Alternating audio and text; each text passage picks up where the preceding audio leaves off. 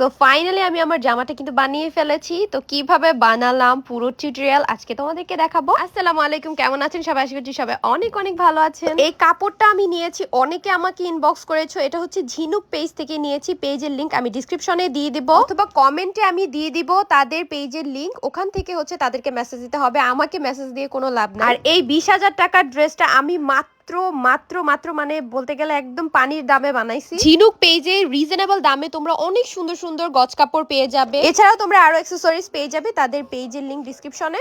তো এই তো আমি কিন্তু জামা কাটাকাটি করে ফেলেছি, এখন হচ্ছে সেলাই করতেছি। এটা হচ্ছে আমি কোমরের কুচিটা করে নিতেছি, একদম ছোট ছোট করে কুচি দিব, যেহেতু নেট কাপড় একটু ফ্লাফি না হলে ভাল লাগবে না, তার জন্য হচ্ছে আমি কুচিটা ঘন করে দিয়েছি।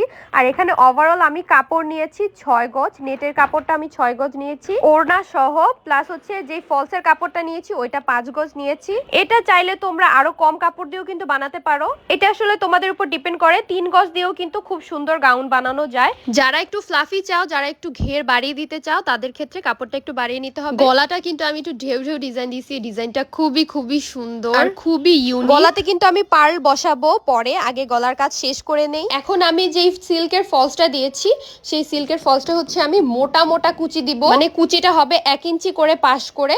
তো পুরোটা হচ্ছে আমি এভাবে কুচি দিয়ে নিয়েছি, কারণ কাপড় একটু বেশি নিয়েছি যেন একটু ফ্লাফি দেখায়। হাতাটাও আমি সেলাই করে নিতেছি, এটা খুবই ইজি। এই হাতাটা এখন অনেক বেশি ট্রেন্ডি, আর এই ফ্রকটার সাথে এই হাতাটা খুবই খুবই সুন্দর লাগতেছিল, খুবই মানাচ্ছিল। তো এই তো আমার সবকিছু সেলানো শেষ, এখন হচ্ছে আমি পার্লগুলো বসাবো। পার্ল আর এই আঠাও কিন্তু তোমরা ঝিনুক পেজে পেয়ে যাবে একদমই রিজনেবল প্রাইসে। এখানে আমি 1 তোলা পার্ল নিয়েছি, এখন হচ্ছে জাস্ট আমি এটা গলাতে বসিয়ে দিব। কোমরের বেল্টের জন্য না আমি ওইরকম বেল্ট বানাই নাই, আমি জাস্ট 2টা কাপড় আলাদা করে নিয়েছি। এই ট্রিকটা খুবই ইজি, খুব সুন্দরভাবে বেল্ট বানানো যায় আর দেখতে অনেক বেশি ভালো লাগে। তোমাদেরকেও শিখাই দিলাম, এটা কেউ শিখায় না। খুবই খুবই ইজি ভাবে তোমরা এরকম সুন্দর একটা বেল্ট বানিয়ে ফেলতে পারো একদম চট করে 2 মিনিটে। তো কেমন হয়েছে অবশ্যই কিন্তু কমেন্ট করে জানাতে ভুলবে না। সামনেই ভ্যালেন্টাইন ডে, তোমরাও কিন্তু এরকম একটা টুকটুকি লাল একটা ড্রেস পরে যদি তোমার ভালোবাসার মানুষের সাথে ঘুরতে যাও, তাহলে তো একদম কথাই নাই, সে শুধু তোমার দিকেই তাকায় থাকবে। তো আমার এই ড্রেসটা কেমন হয়েছে সেটা কিন্তু অবশ্যই অবশ্যই অবশ্যই কমেন্ট করে জানাতে ভুলবে না। যেহেতু আমি 6 গজ কাপড় নিয়েছি, আমার ওড়নাটা ইজিলি হয়ে গেছে।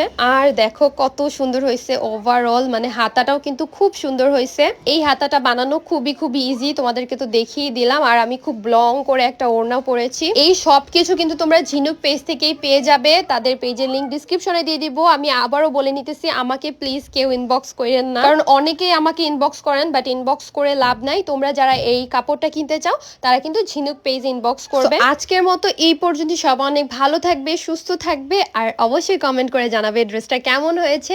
আজকের মতো এই পর্যন্ত, সবাই অনেক ভালো থাকবে। আল্লাহ হাফেজ, আসসালামু আলাইকুম।